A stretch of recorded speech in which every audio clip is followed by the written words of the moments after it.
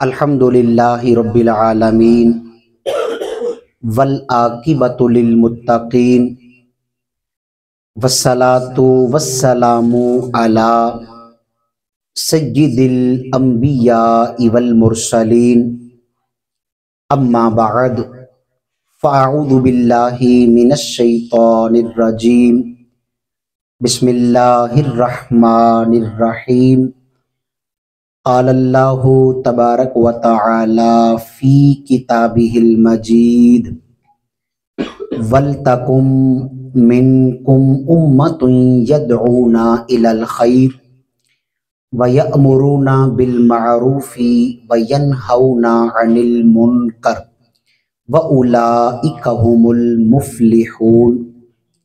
सदक़ल्लाहुल अज़ीम व सदक़ रसूलुहुन नबियुल करीमुल अमीन व नहनु अला ज़ालिका लमिनश शाहिदीना वश्शाकिरीन वल्हम्दुलिल्लाहि रब्बिल आलमीन। निहायत ही वाजिबुल एहतराम बुजुर्गों, दोस्तों, अस्सलामु अलैकुम व रहमतुल्लाहि व बरकातुहू। आज की ये बाबरकत महफिल पाक हमारे बड़े ही मोहतरम हमारे भाई हाफिज़ मोहम्मद शाहज़ेब साहब ने सजाई।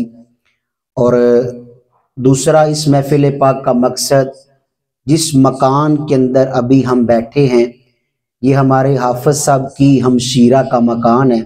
ये नया तैयार हुआ है, तो एक दावत का सिलसिला भी है और इस मकान की इफ्तिताही तकरीब भी है। अल्लाह ताला उन घरों को सदा आबाद रखता है जिनकी इफ्तिताह पर अल्लाह और उसके रसूल का जिक्र किया जाता है। तो अल्हम्दुलिल्लाह हम सारे इनकी दावत पर हाजिर हैं। चंद एक बातें मैं दावत के मौजू पर अर्ज करूँगा, क्योंकि एक हमारी दावत भी है सब की इनकी तरफ से। तो दावत के मौजू पे अल्लाह ताला हमें क्या पैगाम दे रहा है, हुजूर इस्लाम ने हमें क्या पैगाम दिया, और अस्लाफ़ उम्मत हमारे जो बुजुर्गाने दीन थे, अगर वो किसी के यहाँ मेहमान बनते, दावत पे जाते, तो उनका किरदार कैसा होता था। कुरान पाक तीसरा पारा सूरह आले इमरान की आयत नंबर 104 मैंने आपके सामने तिलावत की। इसमें अल्लाह ताला ने दावत का जिक्र फरमाया। अल्लाह फरमाता है वलतकुम मिनकुम उम्मतुन यदऊना इलल खैर। बिल्कुल सादा तर्जमा। अल्लाह फरमाता है कि तुम्हारे अंदर एक ऐसी जमात होनी चाहिए, लोगों का एक ऐसा गिरोह होना चाहिए जो क्या करे, यदऊना इलल खैर, लोगों को खैर की दावत दे, लोगों को खैर की तरफ बुलाए। अब खैर की दावत की आगे वजाहत अल्लाह पाक ने फरमाई। किस तरह खैर की दावत? अल्लाह फरमाता व यअमुरूना बिल मारूफ, लोगों को नेकी का पैगाम दे। दावत क्या दे कि भाई नमाज पढ़ोगे तुम्हें अजर मिलेगा, रोजे रखोगे तुम सवाब के हकदार ठहरोगे, माँ बाप की इताअत करोगे अल्लाह तुमसे राजी होगा। आगे अल्लाह फरमाता है वो लोग जो दावत देने वाले हैं, नेकी की तो दावत देंगे, लेकिन एक और चीज की भी दावत दें, वयनहौना अनिल मुनकर, लोगों को रोकें कि ये काम तुमने नहीं करने, ये काम करोगे झूठ बोलोगे अल्लाह नाराज होगा, लोगों के ऐब बयान करोगे जाते खुदा नाराज होगी, शैतानी रास्ते पे चलोगे अल्लाह नाराज होगा। अल्लाह ताला फरमाते हैं जब ऐसे लोग नेकी की दावत दें, लोगों को भलाई का पैगाम दे, बुराई से रोकें, अल्लाह फरमाता है इन्हें आम ना समझना, व उलाइका हुमुल मुफ्लिहून, ये फलाह याफ्ता लोग हैं, इन लोगों ने मेरे दरबार से कामयाबी को हासिल कर ली है। अल मुख्तसर एक आयत हमने ये दावत के मौजू पे सुनी। कुरान पाक के बाद जिस चीज का मकाम होता है वो हुजूर की हदीस है, आका अलैहिस्सलाम की हदीस पाक का रुतबा है। आका अलैहिस्सलाम की हदीस बुखारी शरीफ के अंदर मौजूद है। मेरे करीम आका अलैहिस्सलाम की इस हदीस को हजरत सय्यिदुना अब्दुल्ला बिन उमर रदियल्लाहु तआला अन्हु ने रिवायत फरमाया। आप फरमाते एक मकाम पे हुजूर सय्यद आलम सल्लल्लाहु अलैहि वसल्लम ने फरमाया बल्लिगू अन्नी वलो आया, ऐ मेरे सहाबा, ऐ मेरे गुलामों, मेरी तरफ से पहुंचा दो, अगरचे तुम्हारे पास एक आयत ही क्यों ना हो। इसकी शरह के अंदर उलमा ने लिखा, अगर तुम्हें कुरान पाक की एक आयत का मतलब भी पता है ना, वो भी लोगों तक पहुंचाओ। अगर कोई उस पर भी अमल करेगा तुम्हारे लिए निजात का सबब बन जाएगा। दूसरी हदीस पाक दावत के मौजू पे, ये भी बुखारी शरीफ के अंदर मौजूद है। नबी अलैहिस्सलाम ने फरमाया, अल कलिमतु तय्यिबतु सदक़तुन। हुजूर फरमाते नेकी का पैगाम देना, नेकी की दावत देना अल्लाह के हुजूर कामल सदके की मिसाल है। एक बंदा कोई जानवर अल्लाह की बारगाह में कुर्बान करता है ना, जितना सवाब रब उसे देता है उतना सवाब इस दावत इलल्लाह दीन का पैगाम देने वाले को भी अल्लाह दे रहा है। अब यहां पर सहाबा कराम का किरदार कैसा था? सहाबा कराम अगर हुजूर की दावत करते तो उनके दिल की खुशी कैसी होती थी। हजरत सैयदना इमाम इब्ने हजर अस्कलानी रहमतुल्लाह तआला अलैह, इमाम इब्ने हजर मक्की शाफी रहमतुल्लाह तआला अलैह, आपकी ये किताब है मेरे आका की शान पे। इस किताब का नाम है अन-निअमतुल कुबरा। उसके अंदर आपने इस हदीस को लिखा। आप फरमाते हैं नबी करीम अलैहिस्सलाम के बड़े प्यारे सहाबी हजरत सैयदना उस्मान ज़ुन्नूरैन रदियल्लाहु तआला अन्हु, जब उनका निकाह हुआ ना, शादी का वक्त आया, तो वो सरकार की बारगाह में हाजिर हुए। अर्ज किया का फलां दिन मेरी शादी है, तो दावत वलीमा आपको पेश करने आया हूं। पता चला कि दावत को कबूल करना मेरे आका का सुन्नत तरीका है। आज अगर हम दावत को कबूल करके आए हैं तो यकीनन हम रसूल पाक की सुन्नत पर भी अमल करने वाले हैं। जब वो वलीमे की दावत दी, फअजाबहु, मेरे आका ने दावत वलीमा कबूल फरमाई। जिस दिन आपका वलीमा था ना, तो वो सहाबा थे, दिल में इश्क़ रसूल था। सोचा कि ये गवारा नहीं कि मैं घर में बैठा रहूं, सरकार आए, खुद हुजूर की बारगाह में आए। सरकार दो आलम सल्लल्लाहु अलैहि वसल्लम को साथ लिया, हुजूर अपने कशाने नबुव्वत से निकले, जनाब उस्मान ज़ुन्नूरैन आपके घर में आए। हुजूर इस्लाम के मुबारक घर से लेकर हजरत उस्मान गनी रदियल्लाहु तआला अन्हु के मकान तक मेरे आका अलैहिस्सलाम के 100 कदम बने। वैसे सहाबा थे, एक एक कदम गिनते थे, अल्लाह का शुक्र अदा करते थे। आज हम शेर पढ़ते हैं ना, सुना है आप हर आशिक के घर तशरीफ लाते हैं, मेरे घर में भी हो जाए चरागा या रसूल अल्लाह। तो उन सहाबा के घरों में रसूल पाक जलवा फरमा होते थे। जब हुजूर इस्लाम के 100 कदम बने, आपने क्या किया? बड़े अमीर सहाबा थे, आपने 100 गुलाम अल्लाह की राह में आजाद कर दिया। जब इस बात का जिक्र मेरे आका ने सहाबा कराम से किया ना, सहाबा कराम के दिल में बड़ी खुशी हुई। अर्ज की, आका हाजर रजुल खैरन कसीरा, हमारे भाई ने तो खैर कसीर को जमा कर लिया। मेरे आका ने फरमाया, तुमने परेशान नहीं होना, अल्लाह ने मुझे एक मुख्तार कुल बना के भेजा है। इन्ना सलाता अलैया अफदल मिन इत्की रिकाब, तुम में से अगर कोई बंदा एक मर्तबा मोहब्बत से मेरी जात में दरूद पढ़ेगा ना, अल्लाह कई गुलामों को आजाद करने से बेहतर सवाब अता फरमाएगा। ये वो दावत थी जो मेरे आका की गई। और दावत का अंदाज कैसा था? एक एक कदम पे एक एक गुलाम आजाद किए। क्यों? कि ये वो दर है, ये वो हस्ती है कि जिनके सदके रब ने कौनैन को सजा रखा है। दावत के मौजू पे आखिरी वाकया, उसके बाद इंशाअल्लाह दुआ करती हैं कि हमारे बुजुर्गों की दावतें कैसी होती थी। यकीन करें आज बड़ा पुरफितन दौर है, हमारे नौजवानों की महफिलें किसी से डकी छुपी नहीं।